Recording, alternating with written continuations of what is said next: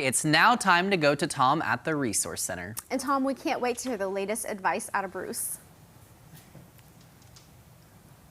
Okay, well, good, because he's right here next to me, president and advisor here at the Resource Center, Bruce Porter. Yeah. Always good to see you, Bruce. How are you? I'm doing fine. Now, last time we spoke, last week, we talked about, well, 401ks. Yeah. And, okay, you know, common mistakes that people make. So you're going to do a little review, but we're going to go into part 2 now. Yeah, so last week we talked about taking advantage of employer-funded contributions, and you need to do that if you are lucky enough to work for somebody that has a retirement plan. Yeah. Borrowing too much from your 401k, we cautioned you about that because if you ever cashed your 401k in or moved, that would be treated as a withdrawal. Ignoring 401k Roth options and other options that give you diversity. Right. You want to be careful with that. Trying to do your own rollover. Yeah, don't do that. You can get into some tax implications, Yeah. and I would recommend you talk to a professional about that.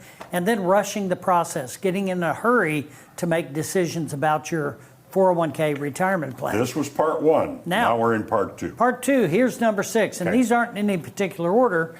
Not considering taxes or penalties. So when you go to make a withdrawal from your 401k, you need to consider those things because that can really be a huge number. Yeah. So just cashing out your 401k, well, if you're under 59 and a half, you're going to have a 10% penalty plus current tax, and all your other earned income is going to be taxed.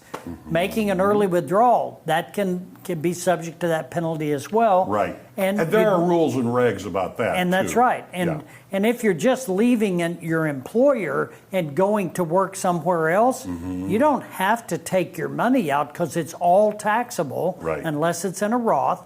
So you want to consider rollover options, Okay. right?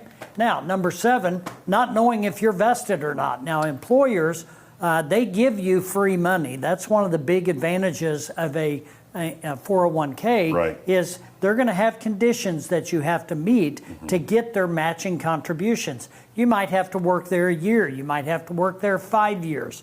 Whatever their vesting requirements are, you want to be aware of what that is, because that might help you make a decision on if you're going to stay for another year, if you're going to leave. Sure. Because you could leave a lot of money But if on you're the going, table. right, but if you are going, it's free money, start taking advantage of that kind of offer. Absolutely. If you put in 3%, Yeah. and you put in 3, and I'm willing to give you 3 if you'll do that, that's 100% return on your money. Absolutely. And so, and if you, Tom, will stay for 5 years, I'll let you have it all. That's vesting, all right? Number 8, vesting too heavily in company stock. We see that a lot locally. We've got a lot of popular companies Sure. around here that are doing quite well, but we have to caution people. You need to be diversified in your 401k.